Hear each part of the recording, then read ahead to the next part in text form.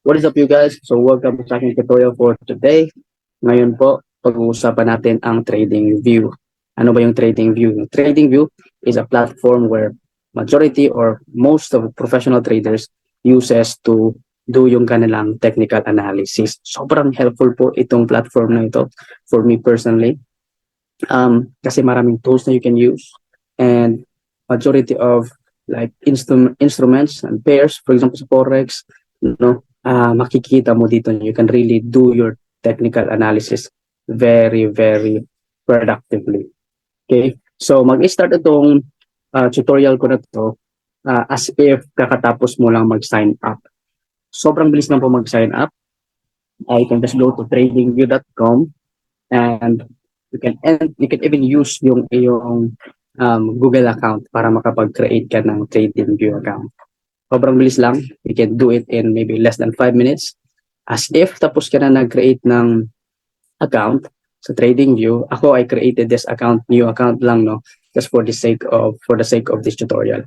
Okay, so pagkatapos mo create ng account, mapupunta ka dito, and I don't want you to be overwhelmed. Gusto ko mag-focus yung mga mata mo, okay, itong side na to and this side, okay, itong dalawang to helpful, okay, and maybe this one right here. Okay, but ito dito banda, no, makikita mo dito ano yung mga products na pwede mo i-analyze dito sa TradingView. You can have indices, stocks, no, crypto, forex, futures, bonds. So I am a forex trader. Kung forex trader ka din, can click dito sa forex, for example. Okay? So there are 3 ways na pwede kang makapunta doon sa pair na tinitrade mo or ano mo yung product na tinitrade mo, no? Una is this one right here. Pwede mo siyang hanapin dito. You can just scroll dito pa right side.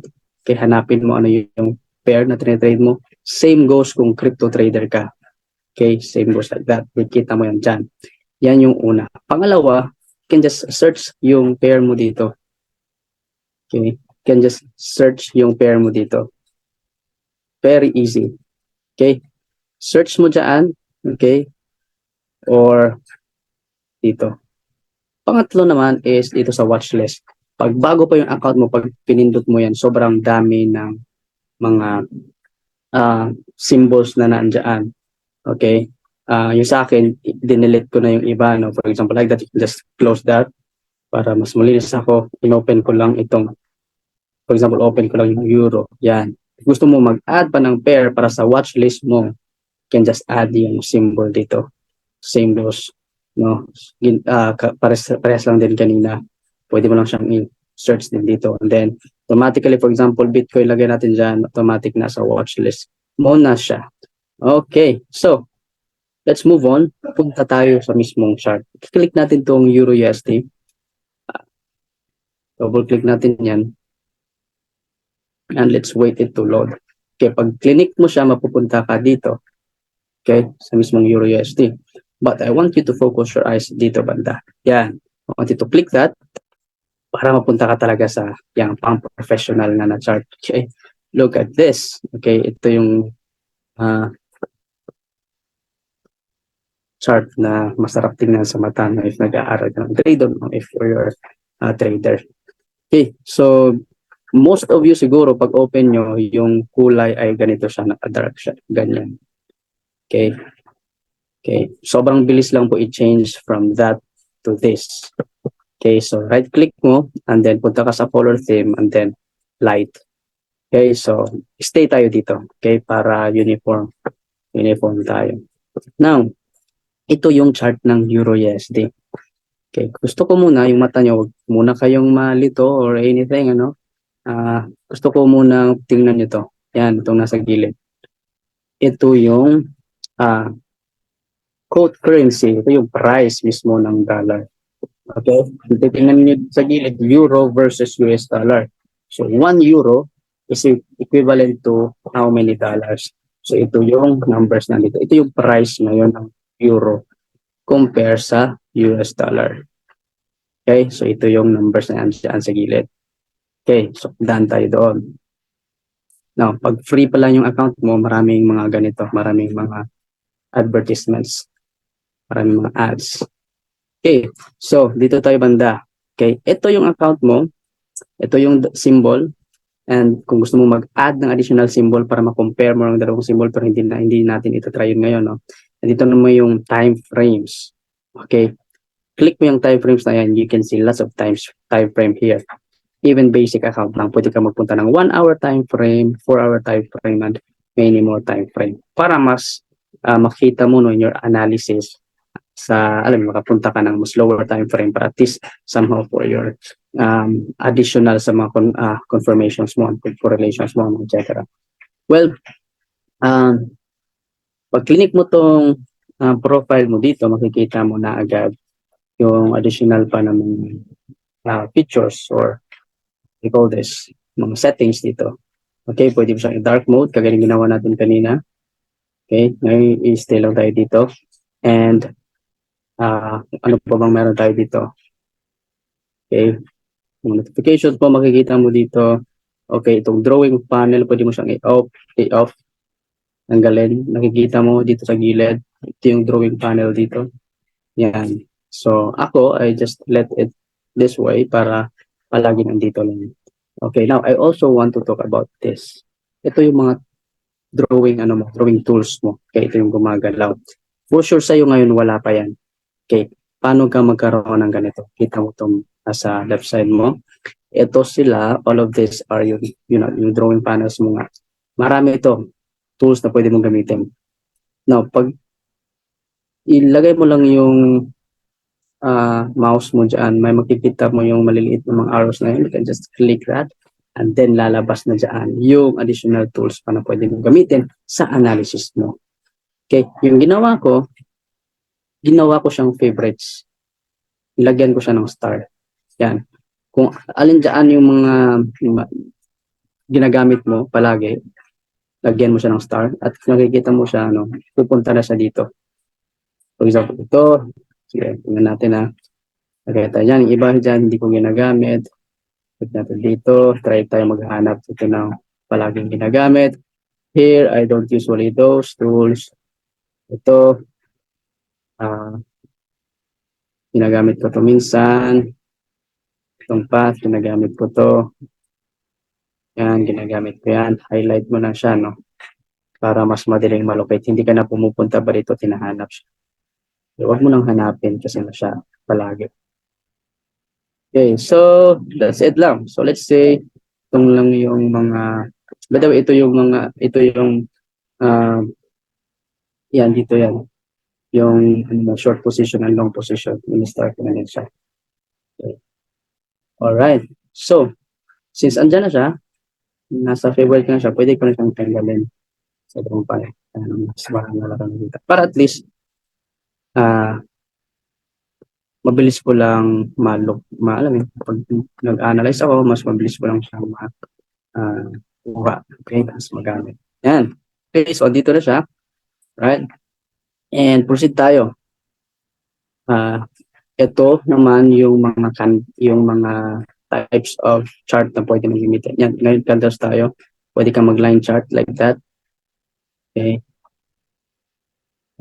Ako, I just use sticks candles. Sometimes I go Heikin-Ashi, for example, but we will not go further into that.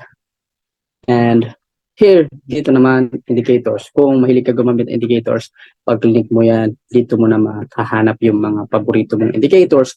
For example, very common indicator ay EMA. Say, search mo lang dyan. For example, let's say, itong normal moving average here. And dito na siya lalabas. Yan, ito yung, and then, pwede mo na siyang i-edit. Depende kung ano yung strategy mo. You can edit this right here. And you can add more indicators. Say another AMA para dalawang AMA. Yan. So pag naka-basic ka or naka-free account ka, hindi ka makakadagdag ng madaming indicator dito. Okay, hindi mo madadagdagan ng marami. Ano lang to, parang 3 lang ata pinaka-max nila. Or 2. Try tayo magdagdag ng isa nga. Let's say RSI. Yan. So, hindi na pwede. Hindi na pwede. So, dalawa lang pag naka-free account ka lang. Yun. So, pag gusto mo namang tanggalin yon, pag i-hover mo yung mouse mo dito, pwede mo i-click to remove. Yan, mas mabilis lang yun. Okay, dito naman, actually, pwede ka mag-save ng indicators nito. Okay. For example, yung indicator mo kanina, let's say, in, and meron ka pang RSI, pwede na i-save yan at as template. Sabihin natin strategy number 1. Okay. So, para at least, no, kahit tinanggal mo na to, ito din RSI sa baba, kita mo yung remove dito. Pag tinanggal mo na yan, dito na siya sa template mo, strategy number 1. Okay, so useful din. Okay, useful din para at least hindi ka na kung marami kang strategy, you can just create templates, no? Mas maganda yun. Ito naman alerts, kung nag-alarm ka, for example,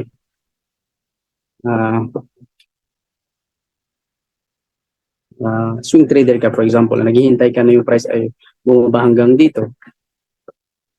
So, what you can do is you can just set alerts. Sobrang bilis lang po mag-set ng alerts. You can just click Alt-A and then create. Pwede mo nang i-adjust din yan. Okay. Or i-edit mismo doon. Double-click mo, edit mismo dito. Yan. Or change yung mismo. 1.700.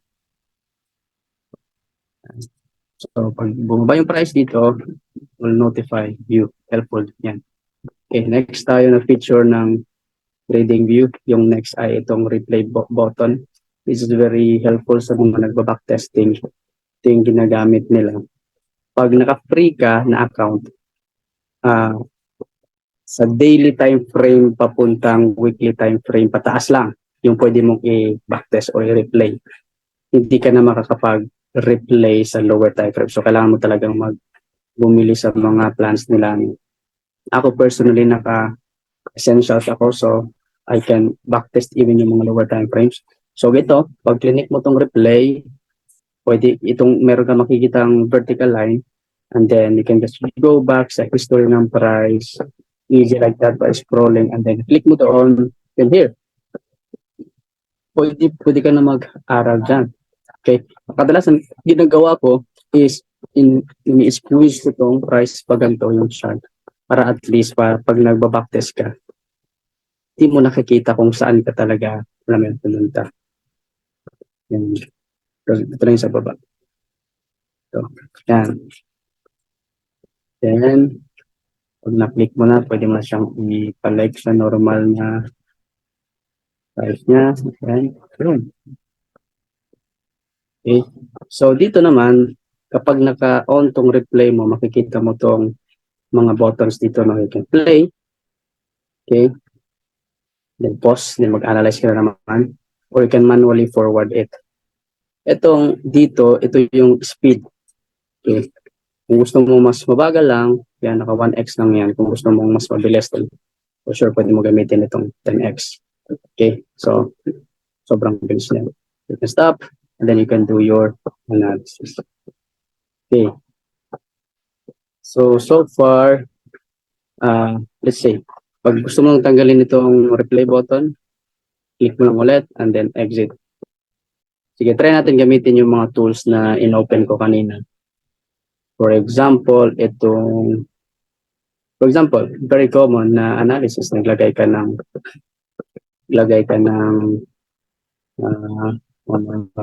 panels. For example, naglagay ka ng trend line. Gawin natin yung trend line, favorites. Yan. Bam! Lagay mo dito yung trend line. Click mo again, then you already have a trend line. Okay. So if you're doing analysis, ito gusto ko itong gamitin palagi nito lang. Diba?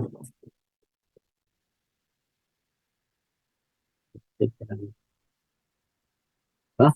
So, pag gusto mo naman siyang erase, you can just click this and remove drawings.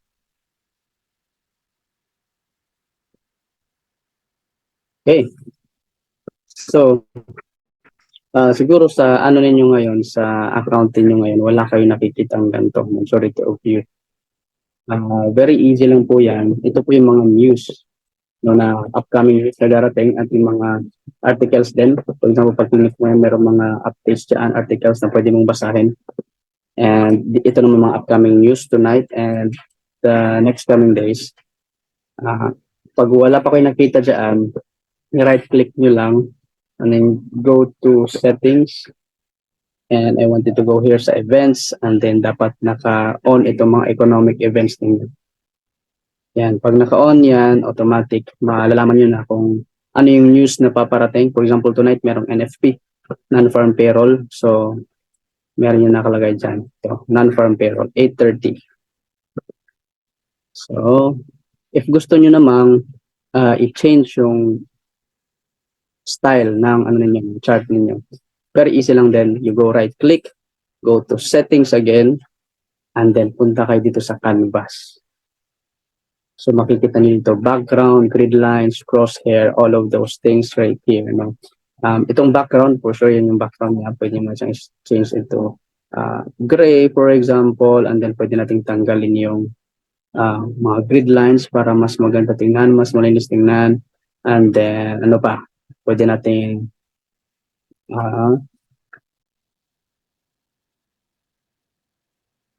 pwede nating change yung kulay ng mga ito no, depende sa ano mo, depende talaga kung ano yung mas gusto mo ano, mas ano ka, mas komportable ka. Pwede ka rin dito pumunta sa symbols. Ito namang i-change naman natin itong mga candles. For example, itong body ng candle, change natin siya into blue, for example. Itong borders, change natin siya into blue. Yan.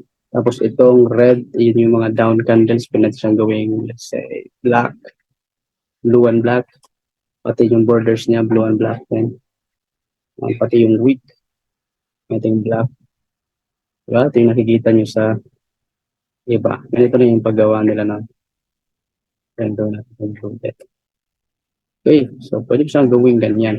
Now, if meron ka ng ganito, pwede mo siyang gawing, ano din, pwede mo siyang gawing template kagaya ng ginawa natin sa indicators kanina. Right-click mo lang siya, and then,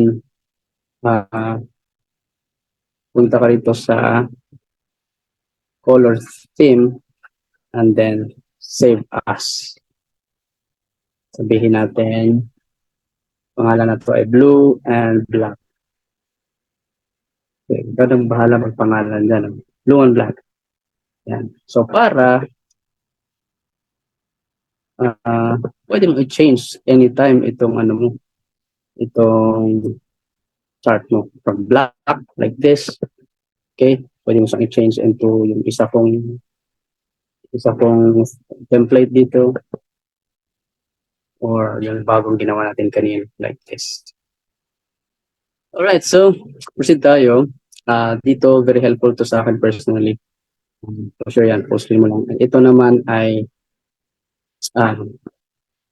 pwede mong makuha yung images, yung mga image ng chart mismo by downloading it, yung image, or copying yung image mo and then send mo sa mga kaibigan mo, or yung link, for example, inaral mo yung mga chart.